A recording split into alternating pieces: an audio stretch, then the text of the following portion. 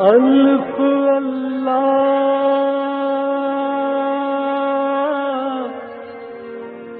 چمبے دی بوٹی میرے من وچ مرشد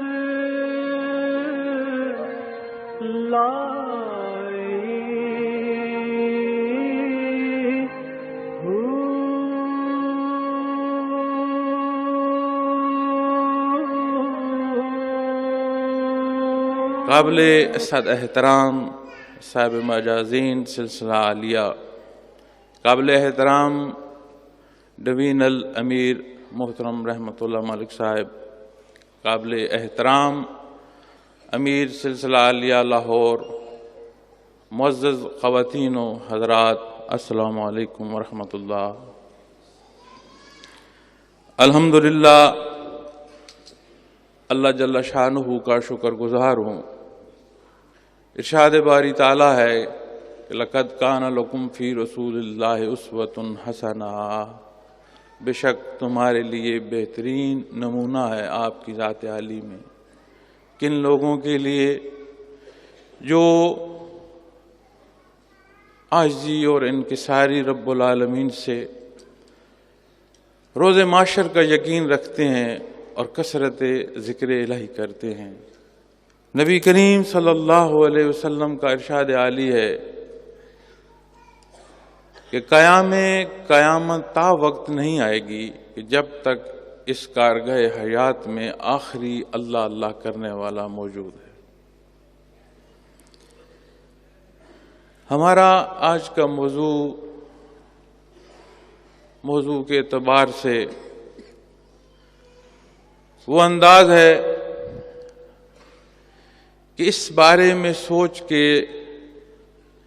اظہار رائے پر اپنا انداز فکر بیان کرنے سے پہلے انتہائی شدت سے اس بات کی تشنگی محسوس ہوتی ہے کہ کتنے کم علم ہیں،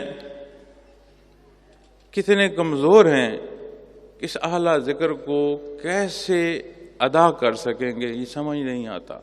جب انسان پریکٹیکل لائف میں ہوتا ہے تو حاضرین محفل معاشرے کی ہر اچھائی، ہر برائی، ہر خوبصورتی، ہر بدصورتی اس کی زندگی کے ساتھ چلتی ہے۔ چونکہ اگر معاشرے سے کٹ کر رہا جائے تو پھر آپ جہاں جس حالت میں رہ رہے ہیں اسی طرح کے حالات ہوں گے، لیکن جب آپ ایک پریکٹیکل انسان کے طور پر معاشرے میں زندگی بسر کریں گے تو معاشرے کے ہر حالات آپ پر بھی اثر انداز ہوں گے، آپ کو بھی ہر حالات کو دیکھنا پڑے گا، ہر حالات میں سے آپ کو بھی گزرنا پڑے گا۔ اسی طرح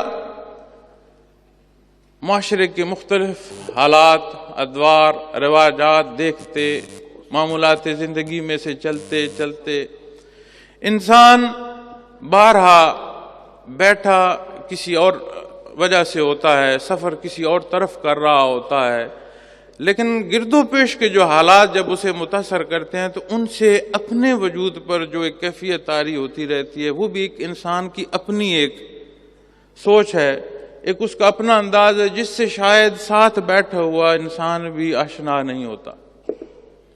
ماہ مبارک ربیع الاول،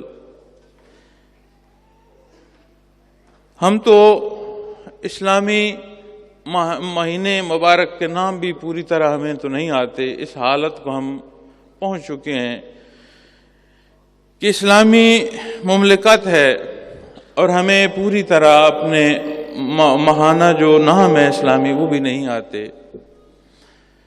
تو ماہ مبارک ربیع الاول جب آتا ہے تو ملک کے طول و عرض میں اپنے اپنے انداز سے اظہار محبت کیا جاتا ہے۔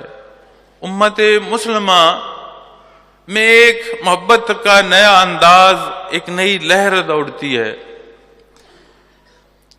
یہ وہ جگہ، یہ وہ دربار ہے جس سے متعلق رب العالمین کا ارشاد ہے اور ان حضرات سے ارشاد ہے جو صحابہ کرام رضوان اللہ علیہ مجمعین ہیں، ان میں وہ ہستیاں بھی تشریف فرما ہیں جو خلافت راشدہ اور نبی کریم صلی اللہ علیہ وسلم کے احکامات کی امین تھے امت محمد اور رسول اللہ صلی اللہ علیہ وسلم کی طرف، کہ خبردار تمہاری آواز میرے حبیب کی آواز سے بلند نہ ہو جائے۔ اب اگر ان کی حیات مبارکہ دیکھی جائیں، ان کے حالات زندگی دیکھی جائیں، تو حاضرین محفل یہ جو لفظ محبت ہے، یہ جو لفظ عشق ہے، یہ جو لفظ جان نثاری ہے، میں یہ سمجھتا ہوں کہ اگر محبت صحابہ رضوان اللہ علیہم اجمعین کو ان الفاظ کے زمرے میں نہ لایا جائے تو یہ الفاظ اپنے معنی کھو جائیں۔ یہ جو آج ہمارا اظہار محبت ہے، ہماری جو انداز فکر ہے، ہمارا جو رہنے کا اور انداز محبت ادا کرنے کے انداز ہیں، یہ سارے کو اگر دیکھا جائے تو خوف آتا ہے، شریر کانپ جاتا ہے کہ اگر ہم سے یہی سوال ہوگا کہ تم نے میرے حبیب سے اظہار محبت میں حدود و قیود پھلانگ دی تو میں نہیں سمجھتا کہ ہمارے پاس کچھ اس سوال کا جواب آ سکے۔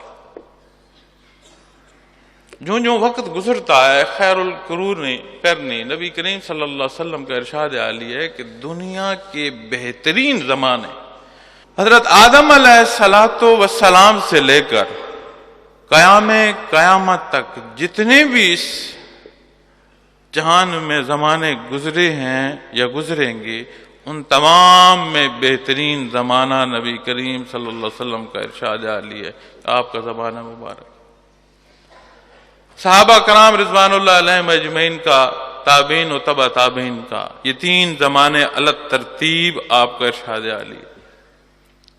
اور صحابہ کرام رضوان اللہ علیہم اجمعین کے آخری زمانے میں ایسے بھی انداز ملتے ہیں کہ صحابی رسول نے یہ ارشاد فرمایا کہ اگر اللہ کے حبیب نے منع نہ فرمایا ہوتا تو میں زندگی سے بہتر موت کو ترجیح دیتا اور اللہ سے موت مانگتا۔ یہ زمانہ اچھا نہیں رہا، وہ کہہ سکتے ہیں۔ کیوں کہہ سکتے ہیں؟ کہ انہیں معیت محمد رسول اللہ صلی اللہ علیہ وسلم نصیب ہوئی۔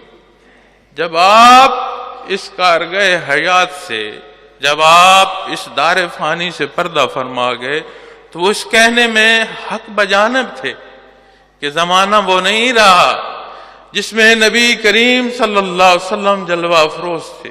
وہ ہستیاں ہیں صحابہ کرام رضوان اللہ علیہم اجمعین کے متعلق جب واقعات کو دیکھا جائے، ایک صحابی کو ایک بچہ شام کو عشاء کی ادائیگی کے لیے مسجد میں لاتا ہے،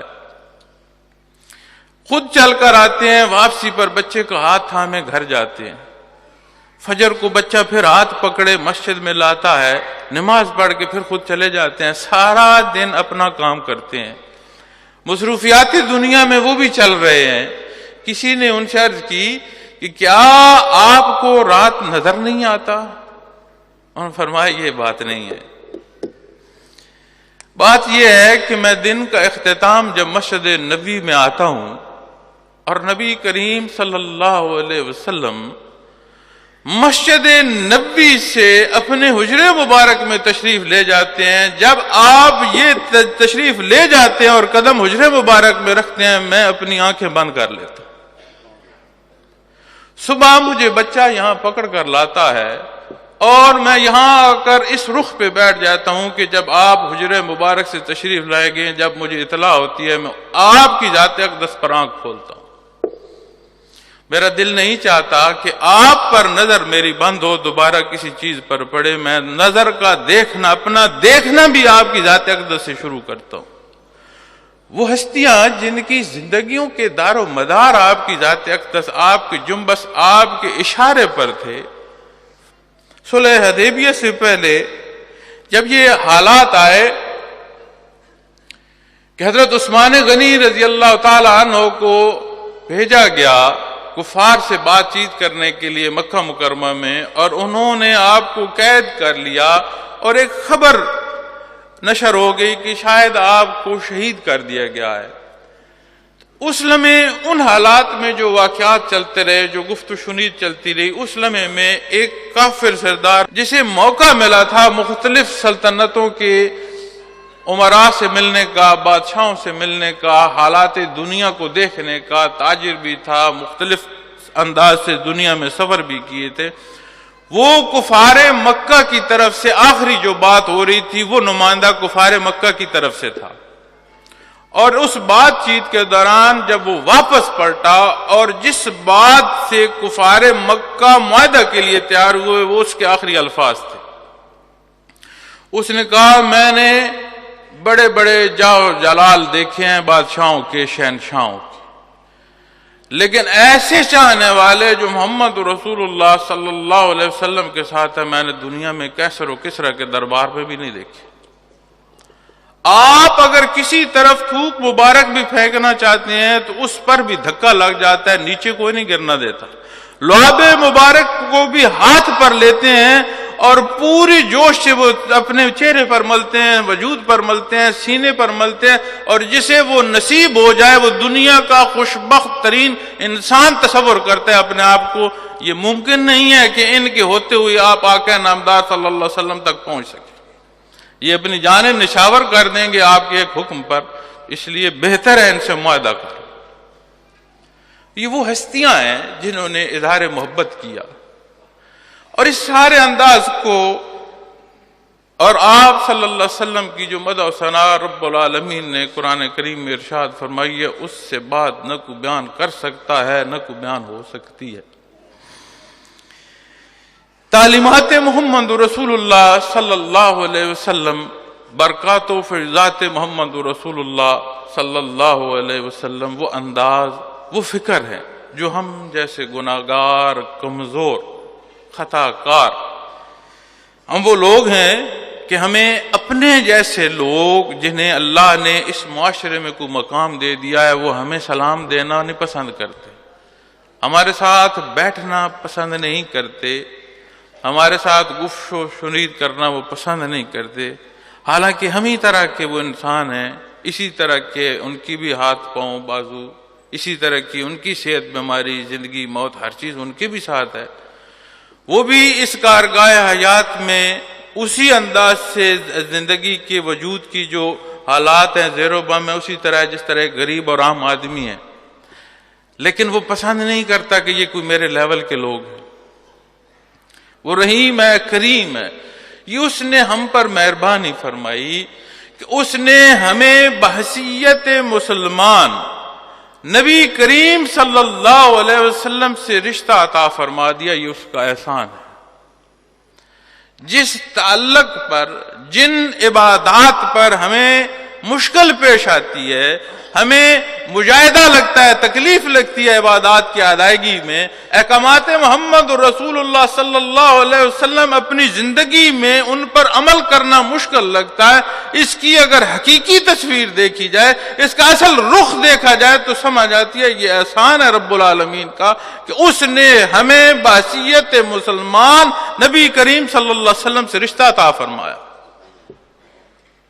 یہ اس کا احسان ہے کہ اس نے ہمیں وہ عبادات، وہ انداز بتلائے جس سے اللہ کی رضا، جس سے رسول رضا الہی نصیب ہوتا ہے. حاضرین محفل، یہ وہ دنیا، وہ انسان ہے جسے اسی طرح کا انسان بلانا، بات کرنا، ہاتھ میں لانا پسند نہیں کرتا. اسے رب العالمین نے، مالک کل کائنات نے، وما ارسلناک الا رحمۃ للعالمین، جب اس آیہ مبارکہ کو رب العالمین ارشاد فرماتا ہے تو اس کے معنی و مفاہیم میں اگر آپ جائیں، معنی بعید میں اگر آپ جائیں تو ایک بات سمجھ آتی ہے کہ ایک خالق کی ذات ہے، باقی تمام مخلوق ہے. ایک طرف رب العالمین، تمام طرف عالمین، ایک خالق باقی تمام مخلوق.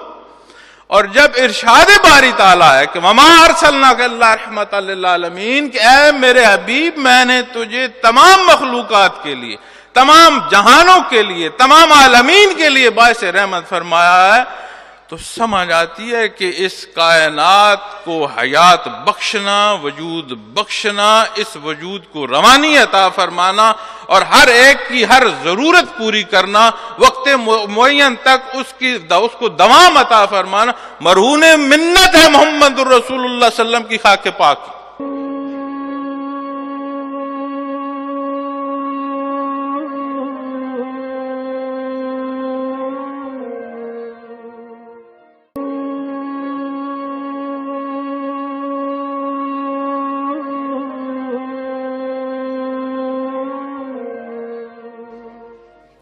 یہ اس بات کی ہمیں وہ ادراک یہاں نہیں آئے گا جس روز ہماری اس عارضی دنیا کی زندگی کا کو انقطاع آئے گا، حیات برزخیہ شروع ہوگی۔ حاضرین محفل، اس دن ہر چیز عیاں ہو جائے گی، اس سے زیادہ ہمیں نظر آئے گا جیسے میں اور آپ ایک دوسرے کو دیکھ رہے ہیں۔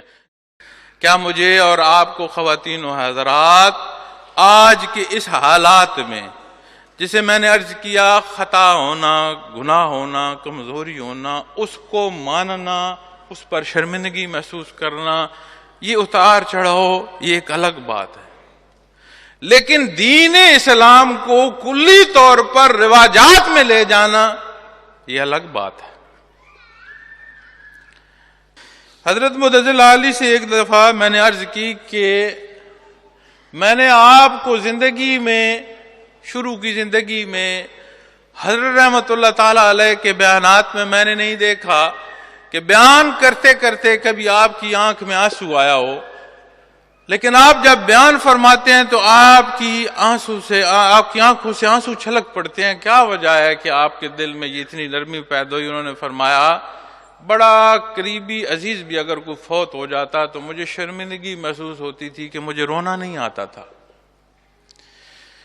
لیکن ایک دفعہ میں مسجد نبوی میں بیٹھا تھا اور روضہ رسول کے قریب تھا تو میرے دل میں خیال گزرا کہ وصال نبوی صلی اللہ علیہ وسلم کا دن کیسا ہوگا، تو اللہ جل شانہ نے وہ موقع، وہ دن میرے سامنے عیاں فرما دیا۔ میں نے اپنی آنکھوں سے وہ حالات دیکھے، وہ فکر، وہ انداز دیکھے، وہ تڑپ صحابہ کرام رضوان اللہ علیہم اجمعین کی دیکھی، آپ کے جسد مبارک کو برزخ میں منتقل ہوتے دیکھا۔ اس دن سے آج تک جب بھی کوئی کیفیت کی بات ہوتی ہے ضبط ٹوٹ جاتا ہے۔ موقع ہے، آنسو جو آتے نہیں تھے اب رکتے نہیں ہیں۔ تو میں یہ سمجھتا ہوں کہ یہ اللہ کا احسان ہے ان ہستیوں پر جنہیں وہ نصیب میت ہوئی، اور انہی کا یہ حصہ ہے کہ انہوں نے وصال نبی صلی اللہ علیہ وسلم کو برداشت کیا۔ ماہ مبارک کے ربیع الاول، ہم نہیں، مسلمان نہیں، انسان نہیں، اس عالم آب و گل نہیں، عالم خلق کی ہر تخلیق منائے کہ وہ صدقہ نبی کریم صلی اللہ علیہ وسلم کی ذات اقدس کا، کہ ان پر اللہ کی رحمت ہے، صرف ہم نہ منائیں، کل کائنات منائے۔ یہ وہ دن ہے جس دن رب العالمین، وہ رحیم، وہ کریم، اگر اللہ کی رحمت کو اس دنیا میں مجسم کسی نے دیکھا ہے تو وہ نبی کریم صلی اللہ علیہ وسلم کی ذات اقدس میں اس دور کے اللہ کے جن پر احسان ہوا انہوں نے دیکھا۔ آپ کی ولادت باسعادت ہوئی، ولادت باسعادت کے انداز، آپ کی پیدائشی یتیمی، آپ کا خوبصورت انداز بچپن، نوعمری، وہ حالات، آپ کے بکریاں چرانا، اس دن سے مائی حلیمہ کے دودھ سے لے کر بکریاں چرانے تک، آپ کی زندگی کے انداز، وہ ایک خوبصورتی، وہ بادلوں کا سایہ کرنا، وہ حالات دنیا کا اظہار محبت محمد رسول اللہ صلی اللہ علیہ وسلم کرنا، مخلوقات خدا تو جانتی تھی۔ پھر وہ چلتے چلتے غار حرا میں وہ موقع آیا جب جبرائیل امی آپ کے پاس حاضر ہوئے اور اللہ کا پیغام پہنچایا۔ اس لمحے جب وحی الہی شروع ہوئی، اس لمحے بعثت کہتے ہیں اس بات کو۔ آپ کی پیدائش مبارکہ سے لے کر وحی الہی تک، یہ جو آپ کی زندگی کے دن مبارک تھے، آپ نے مکہ مکرمہ میں ایسے گزارے کہ کفار مکہ نے صادق و امین آپ کے لیے خطاب جو ہیں آپ کی طرف آپ پیش کیے۔ زندگی کا ایک ایک شعبہ، ایک ایک انداز آپ دیکھتے آئیں، بہت خوبصورتی، بہت نکھار ملتا ہے۔ آپ کو نسبی طور پر جو رشتہ نصیب ہوا وہ آپ کے قریش جو ہیں عزیز و اقارب وہ تھے۔ نسبی رشتہ آپ کو جو اپنا نسلی اور اپنا اس کے قوم کا جو رشتہ ہے وہ تو قریش مکہ کو تھا۔ میرا اور آپ کا وہاں کیا تعلق ہے؟ میرا اور آپ کا نبی کریم صلی اللہ علیہ وسلم سے گو اللہ کا احسان ہے کہ کسی نہ کسی حوالے سے وہ تعلق نصیب ہے. میں عموماً بات کرتا ہوں کہ آپ کی ذات اقدس سے تعلق جو ہے نسبی وہ ان کو حاصل ہے جو آپ کی نسل سے. اجماع امت کو اگر دیکھا جائے، ایک عمومی امتی کو اگر دیکھا جائے اور اس تخلیق کا جو مقصد ہے اس کو دیکھا جائے اور اس کے تکمیل کے حصول کی اس کی جو اللہ کے احکامات ہیں اسے دیکھا جائے، تو اس تمام کارگاہ حیات کا جو مقصد سمجھ آتا ہے وہ آپ کے ساتھ ایمانی تعلق پر جا کر انحصار کرتا ہے. اور مجھے اور آپ کو نبی کریم صلی اللہ علیہ وسلم، دیکھیے اللہ کی مخلوق کا اگر اندازہ کرنا ہو، اپنی ذات کا اگر اندازہ کرنا ہو، تو مخلوق دیکھیں اللہ کی کتنی مخلوق ہے، کتنے فرشتے ہیں، کتنے آسمانوں کی مخلوق ہے، عرش کی مخلوق ہے، کتنی زمین کی مخلوق ہے، کتنی زیر زمین مخلوق ہے، کتنی فضاؤں کی مخلوق ہے، کتنی زیر آب مخلوق ہے. اگر آپ اندازہ اور گنتی کرنا شروع کر دیں، میں نہیں سمجھتا کہ زندگی تمام ہو جائے اور یہ گنتی مکمل ہو جائے.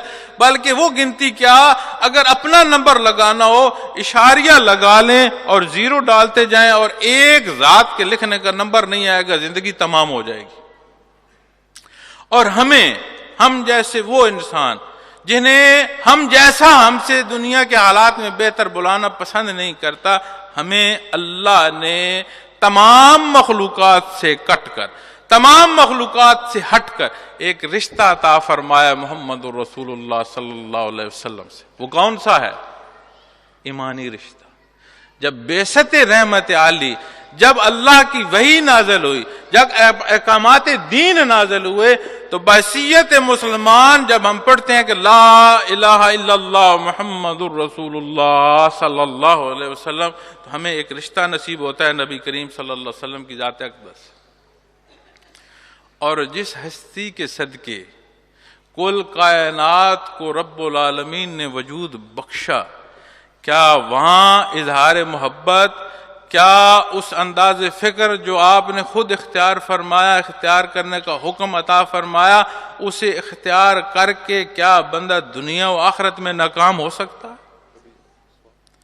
اور اگر ہم اپنے حالات دیکھیں، اس وطن عزیز کے حالات دیکھیں جس پر لکھوکھا جانوں کے نذرانے پیش ہوئے اور اسے اسلامی حکومت کے طور پر بنانے کے لیے وہ نذرانے اور وہ قربانیاں پیش کی گئیں، اور آج کے جو حالات، جو تڑپ، جو خرابی، جو کیا میں اور آپ ہم نہیں اسے دیکھ رہے، اسے فیس نہیں کر رہے. جو ضروریات زندگی ہمیں حکومت وقت نے ایک بحثیت اس ملک کے شہری دینی ہے، اس میں سے کون سی ہے جس پر ہمیں تسلی ہو؟ اپنے ملک میں، اپنے بازاروں میں، اپنے شہروں میں، اپنی سڑکوں اور گلیوں پہ گھومتے ہوئے انسان خوف زدہ رہتا ہے کہ اگلے لمحے میرے ساتھ کیا ہو جائے. اس سارے حالات کی برائی کو جب ہم دیکھتے ہیں، پھر اپنی مخلوق جو ہمارے یہ بھائی بہن ہیں اس ملک کی، جو ایک احباب ہیں، ان کی خواہشات کو دیکھتے ہیں، تو ہر کوئی بولتا ہے کہ ہمارے پاکستان کی مخلوق تبدیلی چاہتی ہے. ہر پاکستانی تبدیلی چاہتا ہے. بڑے خوبصورت سے انداز بیان ملتے ہیں، بڑی خوبصورت باتیں اور قوانین ملتے ہیں، بڑے انداز فکر تبدیلی کے ملتے ہیں. کبھی کسی کے منہ سے یہ بھی سنا کہ ہم آپ کو دین اسلام کی طرف لے جائیں گے؟ جس بات کو ہم چھوڑ کر ذلیل ہوئے ہیں، جس راہ کو، جس انداز فکر کو، جس اظہار محبت کا ہم پر قرض ہے کہ ہم ربیع الاول کے حوالے سے جو اظہار محبت کرتے ہیں، ایک طرف اپنے آپ کو کھڑا کریں، ایک طرف احکامات دین کھڑی کر کے دیکھیں، تو سمجھ آتا ہے کہ یہ اظہار محبت کیا ہم اس میں حق پر ہیں. اور ساری بات کو کوئی نہ پوچھتا ہے، نہ دیکھتا ہے، نہ جانتا ہے، نہ اس دین اسلام سے ہٹ کر، نہ اس دار فانی میں ہم ایک سکون کا لمحہ حاصل کر سکتے ہیں. اور اللہ معاف کرے اگر اسی طرح ہم اس دار فانی سے چلے گئے تو عبدالآباد تکلیف میں رہیں گے. اور میں حیران ہوتا ہوں کہ جان کی بازی لگانے تک کی بات آ جاتی ہے لیکن دین اسلام کی کوئی بات نہیں کرتا. اور بھائی میں نہیں کرتا، آپ نہ کریں، کوئی نہ کرے، کیا یہ حق ہمارے نہ ماننے یا نہ ماننے کا مرہون منت ہے؟ کیا یہ جو زندگیوں کی روانی ہے ہماری پابند ہے؟ کیا حیات برزخیہ وہ بھی اگر نصیب ہوئی 4 گز زمین، کیا وہ ہمارے اختیار میں ہے؟ جاؤ جلال، یہ لشکر، یہ دنیا کی کوششیں، یہ محنتیں، یہ کاوشیں ہمارے ساتھ چلی جائیں گی؟ اور اللہ ہمیں توفیق عطا فرمائے کہ اگر ہم اس وطن عزیز پر اسلام کا نفاذ نہیں کر سکتے تو یہ 16واں کروڑواں حصہ، یہ 18واں کروڑواں حصہ، یہ تو ایک پاکستان ہے، یہ 6 فٹ کا جو پاکستان ہے، اس میں مجھے اور آپ کو کیا رکاوٹ ہے دین اسلام کے نفاذ پر؟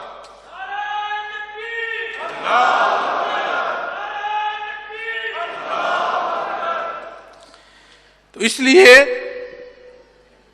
میں آج اس موقع پہ مجھے یہ نہیں خواہش کہ کتنے لوگ تشریف رکھتے ہیں کتنے نہیں رکھتے، لیکن میری یہ تمنا ہے کہ حاضرین محفل میں سلسلہ عالیہ کے احباب ہیں یا ہمارے معزز مہمان ہیں، میں یہ چاہتا ہوں کہ آج کے اس ربیع الاول کے اس پروگرام کا حاصل تب ہوگا جب ہم یہاں سے اٹھیں اور اپنے آخری وقت تک اس دم پر لڑتے جائیں کہ نبی کریم صلی اللہ علیہ وسلم نے کس بات پر اپنے آپ کو تکلیف میں ڈالا، آپ نے کس انداز فکر پر اپنے عزیز و اقارب کو شہید کرایا، آپ نے کس انداز فکر میں ساری زندگی جس تڑپ میں گزاری، آپ نے کون سے انداز پر اپنے دندان مبارک شہید کیے، آپ نے اپنے کون سے انداز پر لہو مبارک، وہ لہو مبارک جس کا صدقہ کل کائنات ہے دین اسلام کے لیے۔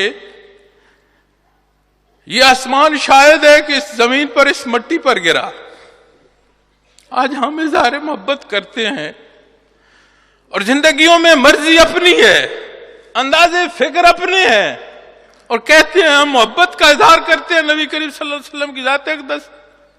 جو انداز ہیں، جو اظہار محبت کے انداز ہیں، انہیں اگر دیکھا جائے، کیا ہم اپنے انداز بیان کے لیے اکٹھے ہوتے ہیں؟ کیا ہم اپنی واہ واہ اور روپے اور پیسے کے لیے اکٹھے ہوتے ہیں؟ اور اگر یہ سارا کچھ حاصل ہے، حاضرین محفل، یہ اس کارگاہ حیات میں ہی رہ جائے گا، ساتھ نبی کریم صلی اللہ علیہ وسلم کے ارشاد کے اعمال جائیں گے اور کچھ نہیں جائے گا۔ یہ واہ واہ بھی یہیں رہ جائے گی، یہ مال و زر بھی یہیں رہ جائیں گے، اور ٹک ٹک زندگی کی چلی جا رہی ہے۔ میری یہ خواہش ہے، میری یہ دعا ہے اپنے سمیت کہ رب العالمین ہمیں دنیا میں وہ انداز اپنانے کی توفیق عطا فرمائے جس پر نبی کریم صلی اللہ علیہ وسلم نے ساری زندگی بسر فرمائی، جس پر اپنے اصحاب کو سبق عطا فرمایا، ایک ایک عمل کی تصحیح کی۔ امت محمدی صلی اللہ علیہ وسلم کا اجماع آج تک ہمیں وہ پہنچانے کا سبب ہے۔ یہ وہی قرآن کریم نہیں ہے جو رب العالمین کا ارشاد ہے؟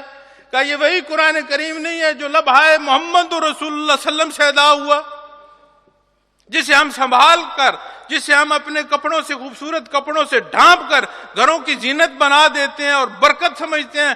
کیا یہ وہی قرآن کریم میں نہیں ہے جس میں احکامات دین اسلام موجود ہیں اور عملی زندگی کے انداز، وہ انداز جو رب العالمین نے پسند کیے، وہ انداز جو محمد رسول اللہ صلی اللہ علیہ وسلم نے اختیار فرمایا، کیا یہ سارے اسباق وہی نہیں ہیں؟ ہماری اس محفل میں بزرگ بھی تشریف فرمایا، بچے بھی ہمارے بیٹھے ہیں، ہمارے ہم عمر بھی بیٹھے ہیں۔ مجھے بتائیں کہ یہ جو بچے ہمارے سامنے اس محفل میں بیٹھے ہیں، کبھی ہم بھی ایسی اس عمر میں نہ تھے؟ کسی بزرگ سے، کسی سفید ریش ساتھی سے پوچھے، کیا اس کا بھی بچپنا تھا؟ اس کی بھی کسی نے انگلی پکڑی تھی کہ اسے کی زندگی کے چلنے میں ڈگمگاتے قدموں کے ساتھ کسی نے چلنا سکھایا تھا کہ نہیں؟ اور آج جو بال سفید ہو چکے ہیں، جب زندگی کے حالات سے گزر کر اختتام کو پہنچ رہے ہیں، تو کیا ان سے پوچھا جائے اس بچپنے سے جب والدین نے انگلی پکڑی تھی اور اس سفید ریش ہونے تک کتنا وقت گزرا ہے؟ سمجھ نہیں لگتی، یہ وقت اس طرح گزر جاتا ہے۔ میں اور آپ جس عمر میں بھی ہیں، اپنے بچپن سے اس عمر تک کا وقت دیکھیں اور مجھے بتائیں کہ اس سارے گزرتے وقت میں کتنا کا احساس ہے کہ یہ بہت زیادہ وقت بیتا ہے۔ سمجھ نہیں آتی، کل کی بات لگتی ہے۔ تو کیا گارنٹی ہے کہ جو چند ثانیے باقی ہیں ان کے گزرتے ہوئے کتنی طوالت ہوگی؟ اور یہ اللہ کا احسان ہے۔ حدیث مبارکہ جو میں نے اپنے بیان کے دوسرے حصے میں پیش کی تھی کہ دنیا کا قیام حدیث مبارکہ سے ملتا ہے کہ 2 وجہ ہیں دنیا کی قیام کی۔ ایک، جس سال حج کا طواف، حج کا طواف جس سال بیت اللہ شریف کا ختم ہوگا اور آخری اللہ اللہ کرنے والا اس دنیا سے اٹھے گا، پھر اس دنیا کی بساط لپیٹ دی جائے گی، تو سمجھ آتی ہے کہ دنیا اگر قائم ہے، کرنے والے کی موجودگی تک یہ قائم رہے گی، یہ ان کے صدقے ہے۔ تو آپ پورے خلوص سے تعوذ اور تسمیہ پڑھیں، اعوذ باللہ پڑھیں، بسم اللہ پڑھیں، اور متوجہ اللہ ہو کر خیال کریں کہ سانس اندر جائے تو لفظ اللہ، دا ورڈ اللہ، لفظ اللہ سانس کے ساتھ دل کی گہرائی میں اترے۔ جب سانس خارج کریں تو خیال کریں ہو کی چوٹ واپس دل پر لگے۔ اسے 2-4 منٹ آپ کر لیجئے گا، آپ خود دیکھ لیجئے گا کہ جو بات وہ بھائی کہہ گیا تھا اس سے آپ پر کیا فرق پڑتا ہے۔ ایک بات۔ دوسری بات اسی سے متعلق یہ ہے کہ عبادات اللہ کے حکم کے لیے ہوتی ہیں، مصائب دنیا کے لیے نہیں ہوتی۔ آپ کو عرض کر رہا تھا کہ مصائب دنیا ہم مقدم رکھتے ہیں، ہم جب نعت بھی عرض کرتے ہیں تو نبی کریم صلی اللہ علیہ وسلم کے دربار سے ہم پھر دنیا مانگ رہے ہوتے ہیں، تو دنیا میں بھی یہ آپ کو تقویت دے گا، لیکن اس کا حق تب ادا ہوگا جب حصول رضائے الہی کے لیے آپ اسے اختیار کریں گے۔ وآخر دعوانا ان الحمد للہ رب العالمین۔